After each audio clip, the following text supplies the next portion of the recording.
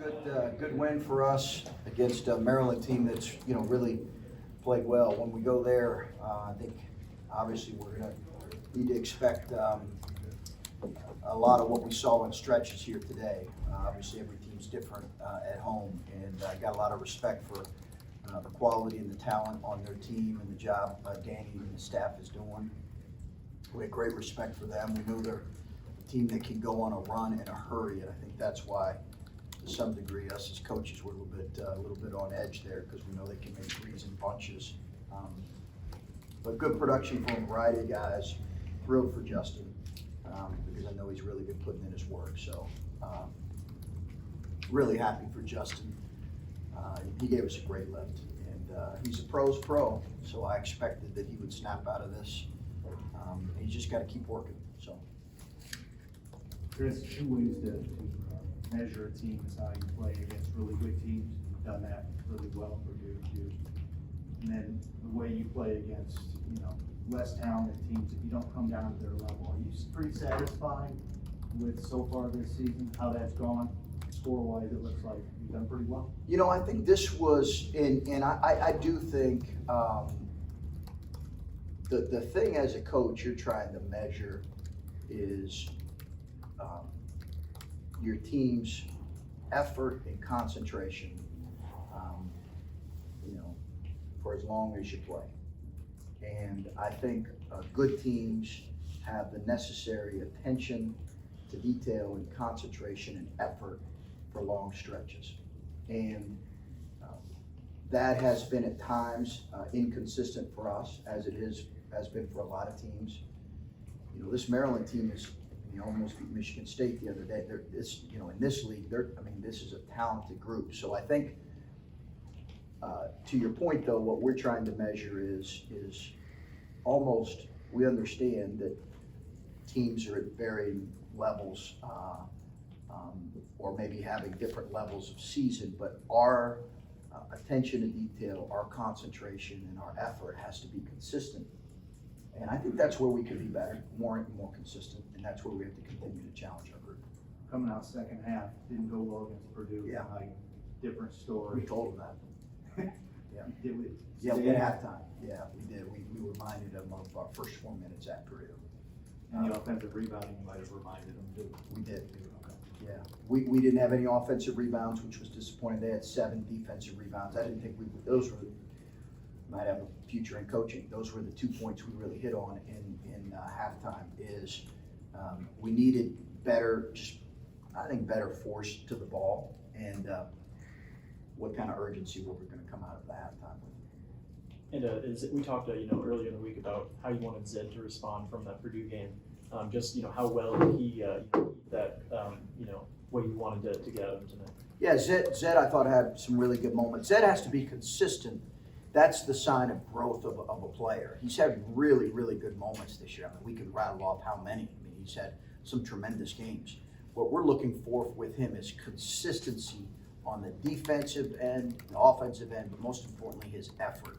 That's what we're looking for. And I think that's the challenge for a young guy. He's got to continue to grow in that area. So it's good that, I expect, because he's a phenomenal kid, I expected him to play better. But now he's got to see, okay, come Wednesday, really come tomorrow at practice, what is his preparation going to be leading into Rutgers? And I know you said you were thrilled to see, Justin have a big game today. What was kind of your reaction when you saw that first one go down? Were you kind of like, a sigh of relief and thinking, okay, maybe he can get it going here? Yeah, I was just really happy for him, because I know how much work he's put in, and he's a phenomenal kid. He's a pro's pro. He's just an incredible kid. He's an incredible teammate. And I told the team, think about this. He played however many minutes against Purdue. Was it 9, 10, 11? Not much. I don't think he scored. And yet somehow you would never have noticed any difference in Justin Arns the next time we came to practice. He was the loudest, the most energized, the best talker in practice. And that is a mature kid. When I talk about pro's pro, that's exactly what it looks like. Most kids, when they have a bad game, and if you lose, they come in and they don't have the same spirit that Justin had. His spirit is not waned through this stretch. He's been disappointed, but his work is not waned, and I think he's just got to, I'm not saying he's going to go and make 4-7 every night, but he's got to just continue to be Justin, and if he does that, I'm confident. When he talked to us, he said that when he knows that he's a shooter, and when he's not making shots, you can feel like the fan base almost feeling disappointed. You talked about some of that outside external pressure. How as a coach do you try to help someone through that when you've expressed all the confidence that you can in him, and you know that there's a body of work that says he's a good shooter? How have you tried to, I assume that's probably a tough balance of too much and too light, like that's gotta be a tough tightrope to walk. Yeah, kids hear and see things, coaches hear and see things, Twitter's, you got a lot of Twitter coaches, and I just think in general, you gotta stay away from that, because it can be poison in success, and it can be poison in a difficult stretch. We know that, right? I mean, social media been going around for like we know that. It's poison, you can't listen to it. It's hard though, kids hear those things. He cares ultimately about Ohio State winning. So it's when he's not making shots and making open ones, kid that cares that much. In some ways it'd probably be easier, didn't care as much, just kind of cut loose, and to some degree he does, but I just think he's got to ignore that. He's got to stay focused on getting better, and he's got a lot of fans, and I believe this, that watched the game today and were thrilled for Justin Arns, because that's what I believe is out there at Buckeye Nation. I'm sure he's had people that have been frustrated with him like they are with me, but I know he had a lot of fans who looked at that and said, we're happy for that kid, because we know he struggled. Those attributes you talk about with him, are those things you see when you're recruiting a kid? But could you see some of this stuff in Justin, some of the mental toughness and some of the things that it has taken him to get to this point in his career, or does that develop over? No, I think we started to see it early in his career, but honestly, it was a pretty quick recruitment. We had just gotten here, and I didn't get to know him. We did a home visit with he and his family. I didn't get to know him for like a 1.5 year or 2 year process like I do with the kids now. So I didn't, honestly. So, we talk about it in the Big Ten, how important physicality is, and I'm curious, especially, it seemed like you guys were focused on pounding down low with Zed, especially early on, kind of setting the tone there. How important is that, like in terms to kind of set momentum, set confidence, and kind of build your offense based on the consistency from Zed there in the paint? Yeah, I mean, I think it's a big part of what we do offensively is playing through the paint with a number of guys. I think it's a big part of what we do, and that we play off of that. And sometimes when teams take that away, we have to adjust and try to impact in different ways offensively. But it's a big part of what we do. Does it provide a little bit more life? Because it seems like there's some point where you guys start games and you said, get a little bit too free happy or trying to find open looks. Does it provide a different level of confidence when you see that level of consistency in the paint to kind of open up shots? Yeah, I think you'd have to ask them. I just think it's our identity. So when we can be that, it fits who we are. It fits the strengths of our team. But we're also going to shoot a lot of threes. I thought EJ made some tremendous reads in the high-low situation today that opened up some clean looks. 5 assists again, no turnovers. Happy for him with that. He's really done a good job passing, but just who we are. This is not to say he wasn't getting them up in other games, because he has, when they went down today. It just felt like after he hit 2 or 3 of them, he was really just letting them fly, regardless of if they were going there. Justin? Yeah, Justin. Even like the air ball. Yeah. Did you guys kind of sense that on the bench, watching him shoot today in comparison to other games where he wasn't necessarily in his head after he missed a couple? Yeah, we did. I think it was a relief to him, because he knew they were big shots and shots we needed. He also had been really shooting well the last couple of days of practice. So you kind of knew this was going to come at some point. And he just seeing it go down for him in practice and early was important for him. Is that a thing where I doubt he shoots terrible every day in practice, but when it's not necessarily translated to the game, you see him get frustrated with stuff like that at all?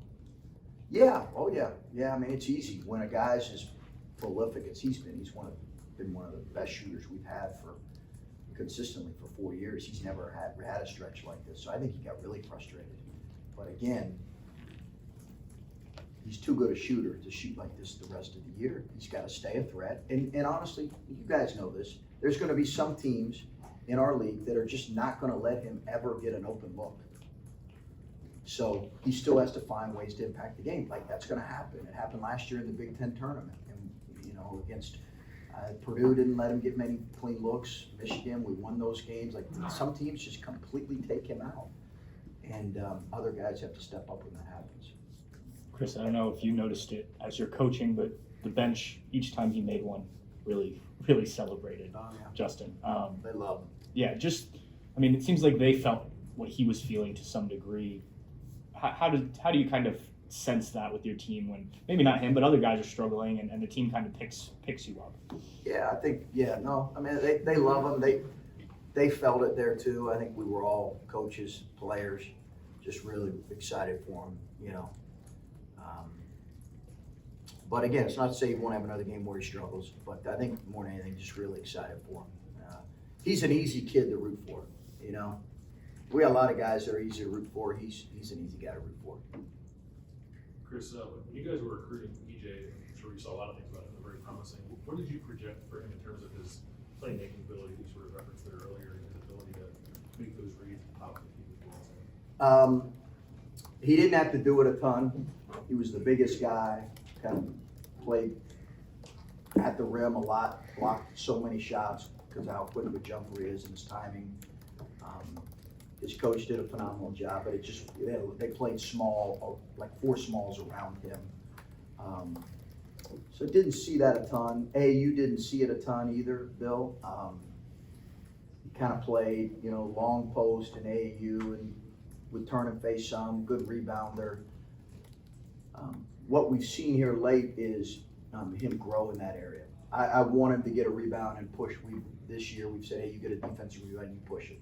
You push it, make the right. Now, sometimes he's turned it over on that, but more times than not, he's gotten something good out of it. It's important for him. I think we play a little faster that way, but also it helps him grow and develop. It's a part of his game that I think allows him to showcase maybe a little bit of a bigger part of his game. It's not gonna, I mean, I think it's a small part. What the NBA people have said they want to see from him, they never have said we want to see him be a bust out guy. But I think it helps. It makes him, you know, it can't hurt with having 5 assists and no turnovers, and he's, I think, second on our team in assists this year. And when you guys have sort of played so infrequently, had these disruptions, how do you balance wanting to make sure you're getting them, I don't know, as close to game reps as possible in practice, with also knowing you're about to play 11 games in 4 weeks and you want to keep them fresh? I got to figure that out, honestly. I mean, we practiced really hard these last 2 days, really hard. I was hard on them 2 days ago. And part of that was just probably, you know, I was ready for a game. So we went really hard these last couple of days because I'm concerned about these consistent, you know, layoffs that we've had. And we can get out of shape, just our body types in general can get out of shape pretty quickly. So I think the challenge now is getting better in practice and staying fresh for a stretch that, you know, unlike anything I've been a part of. And I think that's what we've got to come, our Q, myself, our staff, our training staff, the medical staff has to come up with a plan. I'm gonna finish up with Spence back here in the back. Because it's not a secret, this gym isn't the loudest gym in the country, but you guys have managed to go 10-0 so far at home this year. I know that built into that is kind of getting PUIs, but also you had Wisconsin in here, you had different here. What does it mean for your program to be 10-0 right now in this field? Yeah, by the way, Towson, I think, is top 85 on the net, so that win there. Duke and Wisconsin and Towson. Yeah, that win there looks pretty good right now. Your first part of your question just got me thinking. I forget the last part of your question. I'm sorry. Just what does it mean to be 10-0? Yeah, it feels good. It feels really good. And I do think that our guys were anxious to get. Our students have been phenomenal. You know, I think, you know, student tickets sold out for the first time. You know, and they sold out in like an hour for the first time in like, what was it? I don't know how many years it was. Our students have been consistent and been phenomenal. I thought we had, you know, it's a big arena, as we all know, but I thought we had good energy. I'm anxious for it to continue to grow as we get more conference games coming up here. But to be 10-0, one, I really appreciate fans coming out today in a cold winter day. They've been phenomenal for us. Our students, our fans have been really good, and I hope it continues to grow because it feels good to be 10-0. And you don't want to say that because you're not guaranteed anything at home, but to start off, to be at this point and be undefeated has been great. You felt that every year that you've been here, kind of grow in the building? I mean, Yeah, like I I have. said, it's not a big secret. Like, when you got here, it wasn't what it is right now. And I'm Yeah. sure that you wanted to go up another level. Yes. But are you feeling that as you walk in here I every time? I am. I have felt it, and we have to keep, we got to keep growing. But I have felt it grow every year, and in particularly, these last 2 non-COVID years, it's grown. And we want to continue to bring in attractive opponents too, because that always helps. But I have felt it grow. It's hugely important when you have an arena this size to have to keep it energized. So again, I think we begin with our students and kind of build from there. I think we have a very likable team.